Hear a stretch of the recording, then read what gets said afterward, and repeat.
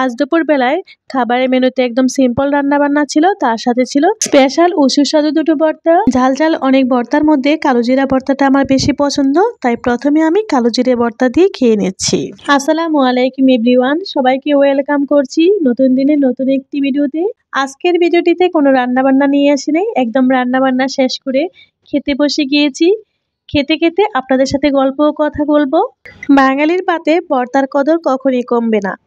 গরম গরম সাদা ভাতের সাথে যে কোনো জাল জাল ভর্তা হলে একটু ভাত বেশি খাওয়া যায়, তাই না?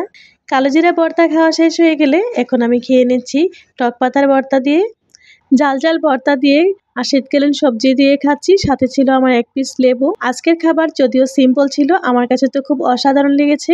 আর এই সিম্পল রান্না বান্না এই ধরনের খাবার খেতে পছন্দ করেন কে কে, কমেন্টে জানাতে বলবেন না।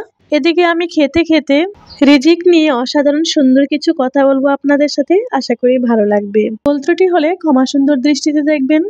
রিজিকের সর্বনিম্ন স্তর হচ্ছে টাকা পয়সা, অর্থ এবং সম্পদ। রিজিকের সর্বোচ্চ স্তর হচ্ছে শারীরিক এবং মানসিক সুস্থতা।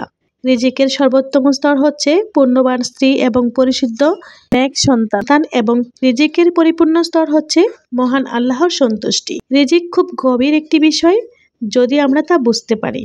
আমি পুরো জীবনে কত টাকা আয় করব সেটা লিখিত, কে আমার জীবনসঙ্গী হবে সেটিও লিখিত, কবে কোথায় মারা যাব সেটিও লিখিত, এবং কতটা খাবার ও পানীয় গ্রহণ করব তাও লিখিত। আশ্চর্যের ব্যাপার হচ্ছে আমি কতগুলো দানা বা ভাত দুনিয়াতে খেয়ে তারপর মারা যাব সেটিও লিখিত। একটি দানা কমও না, আবার একটি বেশিও না। ধরুন এটা লিখিত যে আমি সারা জীবনে 1 কোটি টাকা আয় করব, এই সিদ্ধান্ত আল্লাহ তাআলাই লিখেছেন। যদি আমি ধৈর্য ধারণ করি, আল্লাহ তাআলার কাছে চাই, তাহলে হালাল উপায়ে ওই 1 কোটি টাকায় আয় করেই আমি মারা যাব। আর হারাম উপায়ে ওই 1 কোটি টাকা নাথিং মোর নাথিং লেস। রিজিক জিনিসটা এতই শক্তিশালী।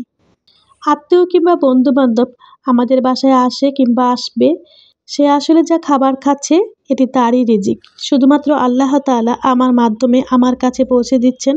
হতে পারে এর মধ্যে আমাদের জন্য মঙ্গল রয়েছে, আলহামদুলিল্লাহ। কেউ কারোটা খাচ্ছে না, যে যার রিজিকের ভাগই খাচ্ছেন। আবারও এটি বলছি, কেউ কারোটা খাচ্ছে না, যে যার রিজিকেরটাই খাচ্ছি। আমরা হালাল না হারাম উপায়ে খাচ্ছি সেটা নির্ভর করছে আমি আল্লাহ তাআলার উপর কতটুকু তাওয়াক্কুল আছি। যারা ভর্তা প্রেমী আছেন আমার মতো, চাইলে মাঝে মধ্যে এভাবে ভর্তা তৈরি করে আপনাদের মুখে রুচি ফেরাতে কিংবা স্বাদ বদলাতে খেতে পারেন।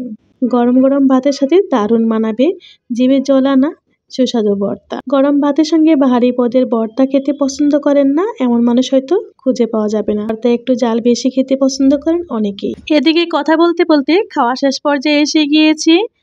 আমি যখন ভয়েস ওভার করি তখন বাজে একটা সাউন্ড আপনারা হয়তোবা শুনতে পান। আমার বাসা যেহেতু মেন রোডের পাশে, আমি এটি চাইলেও ইগনোর করতে পারি না। প্লিজ আপনারা এটি ইগনোর করবেন। আলহামদুলিল্লাহ খাওয়া শেষ করেছি, আর আপনাদের কাছ থেকে বিদায় নিয়ে নিব। আল্লাহ হাফেজ।